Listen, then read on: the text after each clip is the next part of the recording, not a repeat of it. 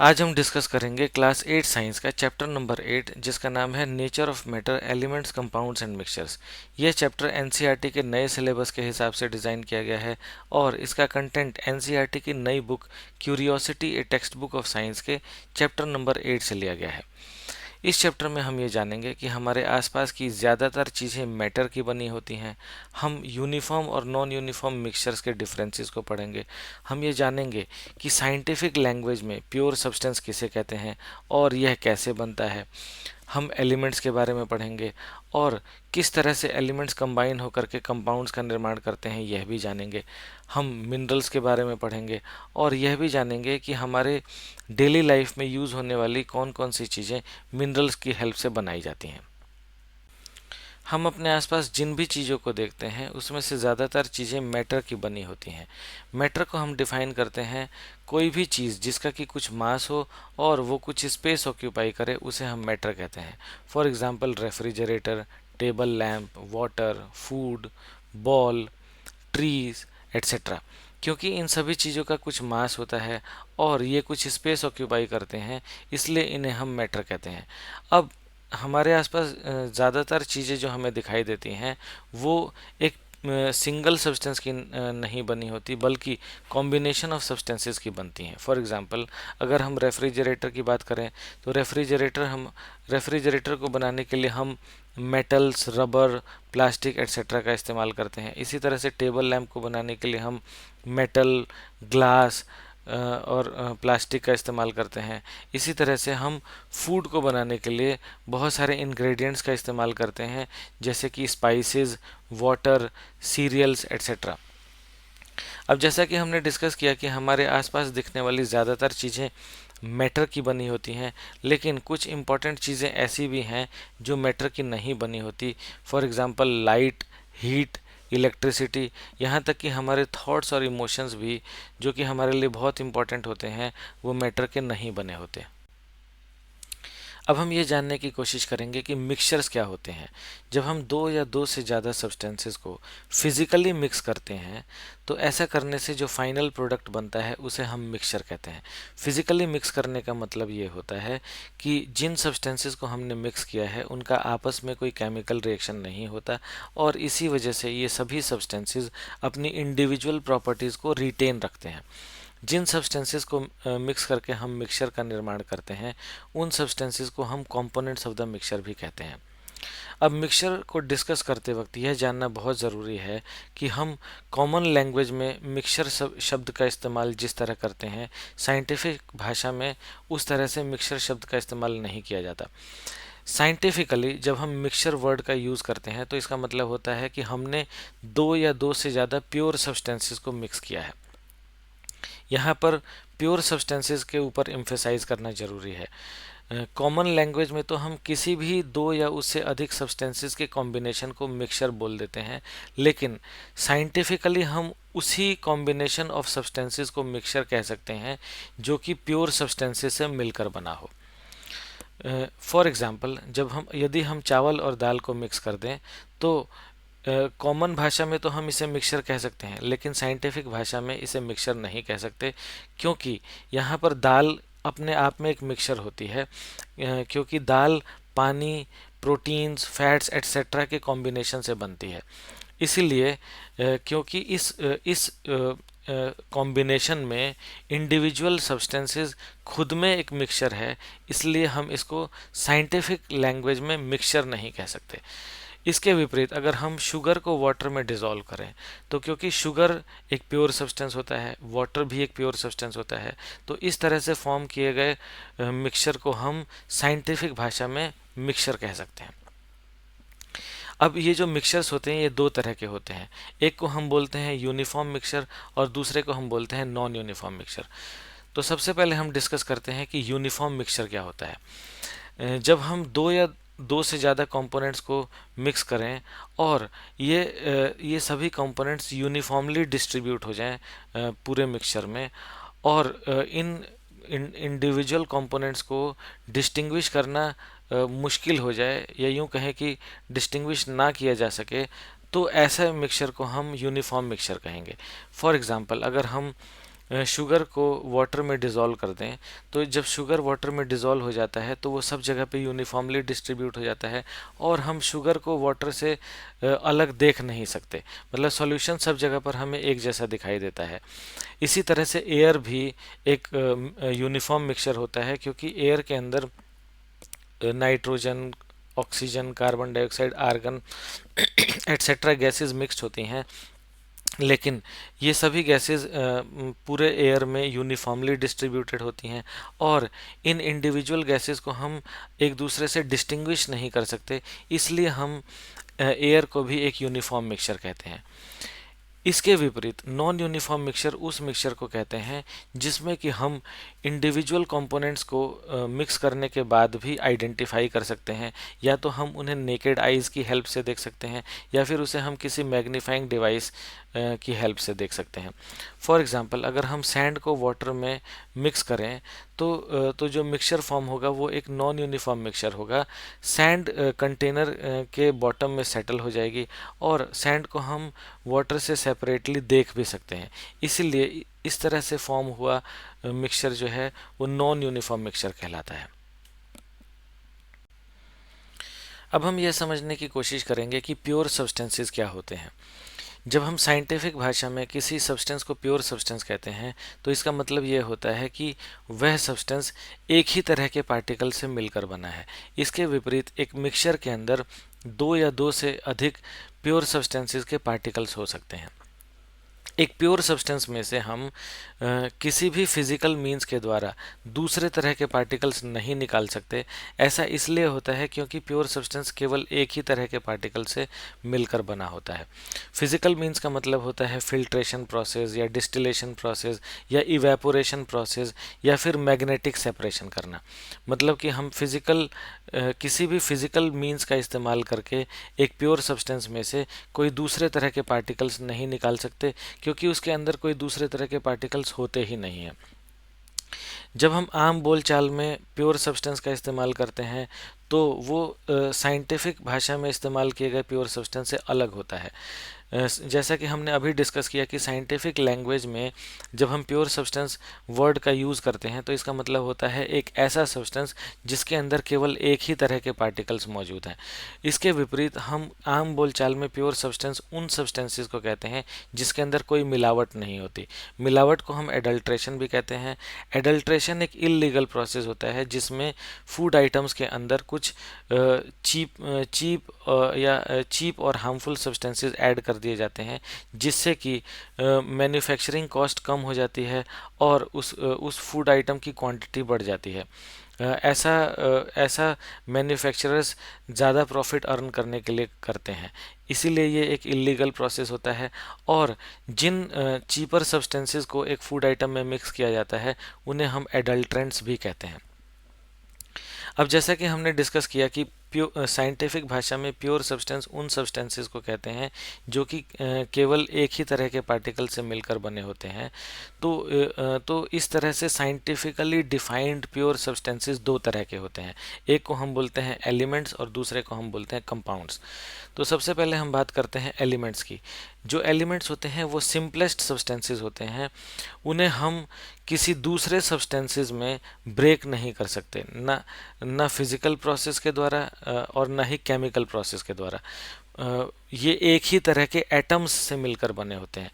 For example oxygen या hydrogen. Oxygen के अंदर केवल ऑक्सीजन के ही एटम्स होंगे। हम कोई भी केमिकल प्रोसेस ऐसा नहीं परफॉर्म कर सकते या कोई भी फिजिकल प्रोसेस ऐसा नहीं परफॉर्म कर सकते जिससे कि हम ऑक्सीजन में से किसी और तरह का एटम एक्सट्रैक्ट कर सकें। इसी तरह से हाइड्रोजन भी केवल हाइड्रोजन एटम्स से मिलकर बनता है और हम किसी भी फिजिकल या केमिकल प्रोसेस के द्वारा हाइड्रोजन में से कोई दूसरा एटम एक्सट्रैक्ट नहीं कर सकते। एलिमेंट्स को हम दो भागों में, दो पार्ट्स में या दो ग्रुप्स में क्लासिफाई करते हैं। एक को हम बोलते हैं मेटल्स और दूसरे को हम बोलते हैं नॉन मेटल्स। मेटल्स के एग्जांपल हैं iron, magnesium, copper, aluminium etcetera. इसके विपरीत नॉन मेटल्स के एग्जांपल्स होते हैं carbon, sulphur, oxygen etcetera. Metals और नॉन मेटल्स के अलावा कुछ ऐसे एलिमेंट्स भी होते हैं जो कि मेटल्स और नॉन मेटल्स के बीच की प्रॉपर्टी शो करते हैं। सिंपल भाषा में हम ये कह सकते हैं कि कुछ प्रॉपर्टीज़ ये मेटल्स की एग्जिबिट करते हैं और कुछ प्रॉपर्टीज़ ये नॉन मेटल्स की एग्जिबिट करते हैं। इसीलिए इन एलिमेंट्स को हम मेटलॉइड्स कहते हैं। इसके एग्जांपल्स हैं सिलिकॉन और बोरोन। अब हम बात करते हैं दूसरे प्योर सब्सटेंस की, जिसे हम कंपाउंड कहते हैं। एक कंपाउंड भी एक प्योर सब्सटेंस होता है। इसका मतलब यह है कि कोई भी कंपाउंड एक ही तरह के पार्टिकल से बना होता है, लेकिन एलिमेंट से कंपाउंड्स इस तरह से डिफर करता है कि एक एलिमेंट के अंदर तो एक ही तरह के एटम्स होते हैं, लेकिन एक कंपाउंड के अंदर डिफरेंट तरह के एलिमेंट्स के एटम्स एक फिक्स्ड रेशियो में केमिकली कंबाइन होकर के एक नया प्रोडक्ट फॉर्म कर देते हैं। उदाहरण के तौर पर हाइड्रोजन और ऑक्सीजन के एटम्स 2:1 रेशियो में मिलकर वाटर के एक मॉलिक्यूल का निर्माण करते हैं। हम दिए हुए डायग्राम में भी देख सकते हैं कि वाटर का एक मॉलिक्यूल, जिसे हम H2O से रिप्रेजेंट करते हैं, ये 2 हाइड्रोजन एटम्स और एक ऑक्सीजन एटम से मिलकर बना है। अब जो वाटर होता है उसकी प्रॉपर्टीज़ हाइड्रोजन और ऑक्सीजन से बिल्कुल अलग होती हैं। इसी तरह से अगर हम बात करें सोडियम क्लोराइड यानी कि कॉमन सॉल्ट जो होता है, ये 2 सब्सटेंसेस से मिलकर बनता है। एक है सोडियम जो कि एक सॉफ्ट मेटल होता है, और एक क्लोरीन, और दूसरा है क्लोरीन जो कि एक हैजार्डस गैस होती है। लेकिन इनके कॉम्बिनेशन से जो सॉल्ट बनता है वो हैजार्डस नहीं होता, बल्कि टेस्ट एनहांसिंग और इसेंशियल सब्सटेंस होता है हमारी बॉडी के लिए। तो हम एक बार मैं फिर से रिपीट कर देता हूँ। कंपाउंड्स हम उन प्योर सब्सटेंसेस को कहते हैं जो कि एक ही तरह के पार्टिकल से तो बने होते हैं, लेकिन इनके जो पार्टिकल्स होते हैं वो डिफरेंट एलिमेंट्स के फिक्स्ड रेशियो में केमिकली कंबाइन होने की वजह से बनते हैं, और एक कंपाउंड की प्रॉपर्टी अपने कॉन्स्टिट्यूएंट एलिमेंट्स की प्रॉपर्टी से अलग होती है। हम इस डायग्राम में यह भी देख सकते हैं कि शुगर का एक मॉलिक्यूल 12 कार्बन के एटम्स, 22 हाइड्रोजन के एटम्स और 11 ऑक्सीजन के एटम्स से मिलकर बना है।